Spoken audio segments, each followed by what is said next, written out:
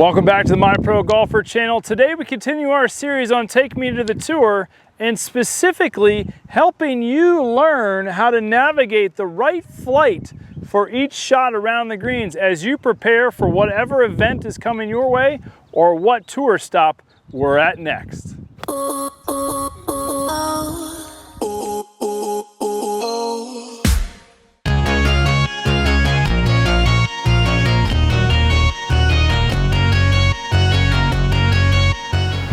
So if you're fans of the channel and you've been following along for quite some time, you know that in playing in events, all of the conditions that you play are quite a bit different. And so you need to think hard about what's the best option for you to play. And so specifically today, we're working on short game shots. We just finished an event in the Dominican Republic at Casa de Campo, and those greens were extremely hard and firm. And so normally I play the Titleist left dash ball, but I went back to the Pro V1X there because I needed that little bit more spin to grab around the greens. And so today we've transitioned back into a course in Florida, and we're gonna test out the greens as we prepare for an event this weekend to help you all learn how to flight your wedges, but also select the right type of shot for the characteristics and conditions of the courses that you'll play each and every weekend. Hey, thanks for watching today's episode. Here at My Pro Golfer, you know we like to keep things simple. And today, I've got a special gift for you to help you never miss a 5-foot putt again. Click the link below and download today. So the whole point of this Take Me to the Tour video series is to showcase what I'm doing to get better at my own golf game, all while taking you along with this ride with me on trying to get as good at golf as you can as you learn the details of what I think about as I'm preparing to get my stroke average from 74 all the way down to 72, next year down to 70, and those little intricate details that are so important and vital to making the change. So today we're working on flighting our golf wedge shots and learning how to play the shot. So one of the things that I learned from Tiger Woods was that he's a very spot hitter, and he'll try to play all kinds of shots around the greens, and most tour players spend 70 to 80% of their time doing something short game oriented. A lot of putting, a lot of chipping. Their golf swings are pretty good. They don't change them too much when they're at that level, and so learning the shots and learning how to play the holes is really important. So this is a Tiger Woods drill. I just try to learn what the tour players do and see how I can help my own game learning from what they do, and I'm going to try to impart that same knowledge onto you from an instructor to student viewpoint. So I'm going to get myself over here with that Tiger 4-iron, and I'm just going to make the same sort of chip shot that I would make with my 4-iron as I would with my lob wedge. And so I'm getting my body set up in that same position. The characteristics that have changed in this shot are just the length of the club and the loft of the club. And so am I at a course where I can feel like chipping a 4-iron from the edge of the green is going to be the most consistent for me to be able to hit the most quality shot, to do the absolute least amount of effort and try to get the ball as close to the hole as I possibly can. Trying to keep the same motion in play, but focusing on hitting the shots that make the most sense to me. So we've got a pretty sticky green right here. We're gonna roll the ball similar to a putt. We could also putt here, but we're just trying to figure out the best flights for the shot. So now we got an 8-iron. I'm gonna go along the same line that I hit with my 4-iron there. And I'm gonna make the same shot with my 8-iron. And I'm just watching the ball. I'm trying to see what the spin is doing, what the roll is going like, how the motion is feeling, how the turf interaction is feeling. And I'm going to switch over here. I'm going to go to a lob wedge, and I'm just going to try to get a characteristics of what the ball does as it lands and how I can visualize a shot to make the sensation and the movements and the visual of the shot the simplest as possible. So now I've grabbed lob wedge, making just that little tweak and change, kind of going on that same line, same shot. Some weird bounce there, some odd technique. So I'm going to do this in multiple different holes to try to get a sensation of how best to play this course with these kinds of greens to prepare myself to take that same mindset on what's the best shot to play, how it's the best flight for this type of course around these greens, on those greens, to try to shorten and lower my scores. All right, so I just completed a series of shots around the green to each pin, and I found that for me, this 4-iron just is inconsistent. It comes out and it grabs sometimes early, but the ball comes out too low and too skiddy, and I wasn't quite as consistent with it. So I'm gonna play around on this shot with the 8-iron, and I'm gonna put the 4-iron back in the bag. It's just not a club that I've decided from a chipping standpoint that I'm gonna use much this week in this week's tournament. But I'm gonna start perfecting the shots with the club. And so right now we're just working on form, hitting the shots, trying to dial in the yardage to this particular hole. I'm gonna go ahead and get my toe down in the grass. It's something I always recommend you doing, called a toe down chip. It just takes some of that hosel away, gets a little of the flip away. It's just always something good to remember that I talk about in a lot of my videos. So just leaning my shaft just slightly forward and just kind of brushing and trying to do very little movement to get the ball to go as close to the hole as possible, and seeing the differences in the breaks, seeing the difference in how the ball rolls, trying to keep the form the same, and how hard do I have to hit it just a little bit further past, a little bit closer, a little bit right, a little bit left. No shot that I hit, I'm gonna try to hit the exact same shot. I'm always gonna change something a little bit, play it maybe just a little bit forward in my stance, see if that little bit of height makes it roll out a little bit better. That kind of made it skid a little. It was a little strange, didn't quite grab the same way that I wanted, so maybe a little bit too out of spin, so I'm gonna play a little further back in my stance. We're just, again, learning how the ball responds to these shots. So I like that. That was pretty close. Got it to about 3 or 4 feet. I'm gonna get my body in that same position again. I'm just gonna aim a little bit right of it this time. See if I can watch the slope. I wanna see the ball land. What's the ball doing in the air? What's it doing on the ground?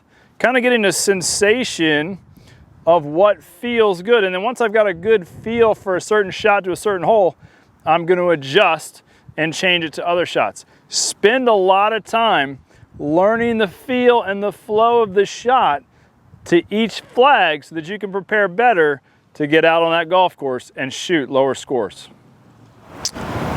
All right, gang, let's give you just a slightly different angle of these shot shapes just so you can kind of see what we're doing. And what we're trying to do, again, is just continuing to get better at shots and seeing the visuals. I mean, most tour players and myself, we're gonna hit 11 to 14, 15 greens around. That's just pretty much the average. It's rare that players on TV hit less than 9 greens around. So those that can get up and down on those 4 to 6 greens that they miss, 7 greens that they miss, are gonna have a much better score at the end of the day. So I'm just trying to find shots out here, and we've gotten rid of the 4-iron, we're into the 8-iron, and trajectories that just make the shots simple. I don't wanna do anything complicated, I don't wanna take on a lot of risk.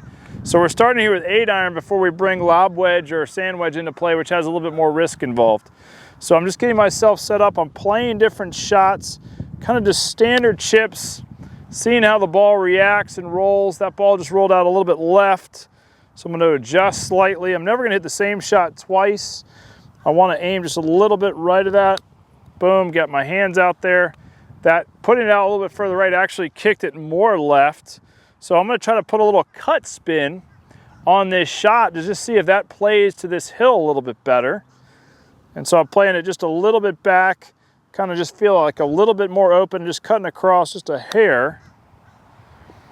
That kind of checked a little bit funny against the grain there, so I'm going to try to play a little hook shot on this one, playing a little bit further back in my stance, shutting the face just slightly. Still got that toe up, that's key, and just kind of swinging with my body line. Oh yeah, I like that. So that kind of rolled more end over end and didn't really stop, got just beyond the pin.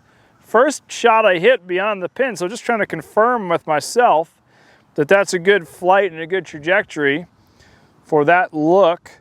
And so visualizing the shot that I want to play when I'm under pressure, having already practiced it a ton, yeah, that rolls right out there. So for this particular look and shot, when the grain's moving towards me, I'm gonna put a little hook spin to kind of go with the grain versus going against the grain, and try to make sure that when I have this shot on the course that I've practiced. Gary Player famously said, you know, funny enough, the more I practice, the luckier I get.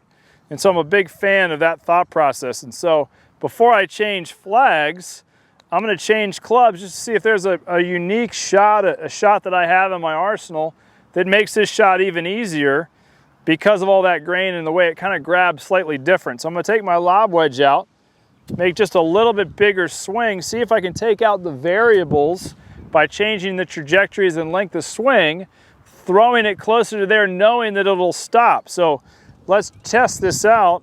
I'm gonna throw it a little bit more than halfway into that grain. That ball stopped very quickly. I'm gonna aim this one just a little bit right of that. Try to make that same swing. Hit that a little bit heavier, a little bit short. Got one more shot here. Kind of going right at it. Same shot shape. That was well struck.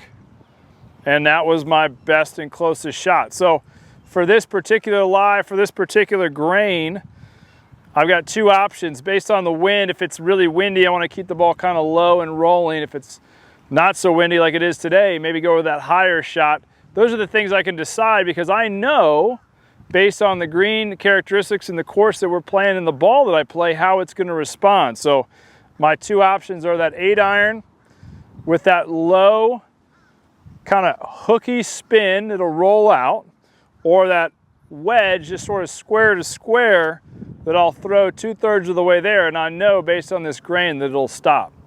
And that's the key to learning shots around the green. And I want to make sure that you know the differences and how to utilize these clubs. We're going to do one more hole for you, and hopefully it'll really help you visualize how to use flighted wedges and shots around the greens to make scoring that much easier. Hey, just want to remind you to not forget on getting your free gift below on how to never miss a 5-foot putt. All right, so we're moving on to sort of the last hole here where we're trying to determine some shots around the greens, and we just got our practice balls.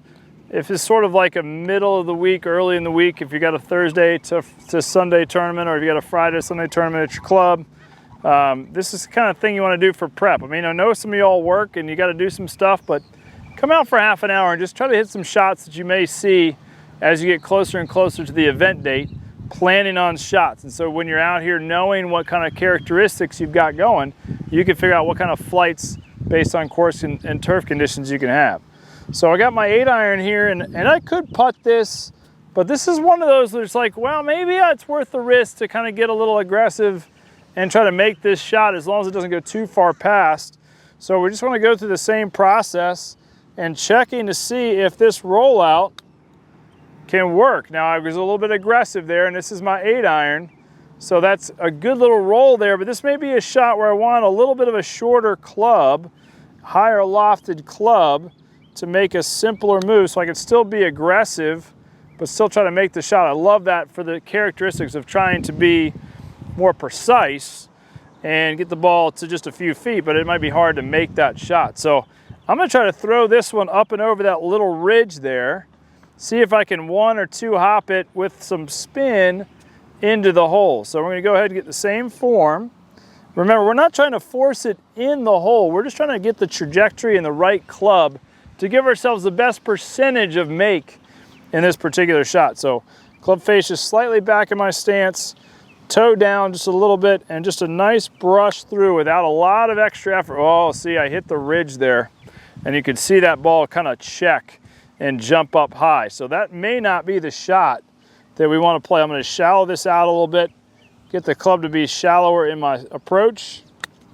That came out a lot better, and it's got that strike and that chance to go in. So in this grain, too steep, too much spin, got that ball to sort of pop up. You could see it. So these are the reasons why we do these things. We try to get it comfortable with the shot shape. I'm now going to be more shallow in my swing on these next few wedges to try to not get that big, huge bounce out of there. And you notice, even though I didn't quite commit to that one all the way through, I should make that putt for the par. and we're just going to shallow out, aggressively go through. You can see that bounce kind of forward, not steep and checky. So let's see if I go steep and checky, if we can get that ball again. So steep and checky, down and shallow, lets the ball roll out a little bit more, puts that little hook spin on it. If I get up here and down on it, yeah, see how it kind of grabs? Now I sent that a little harder, a little firmer, just to kind of showcase the grab in the air and what happens there. Now I'm going to go back to that shallower, softer, almost hooky feel. And that would be awesome if we could pull that off in one of these tournament shots. It's not something that I'm trying to do, let's say. I'm just trying to pick the best shot for the situation to get me as close to the hole, allowing the ball to fall in, not bigging bogey into play.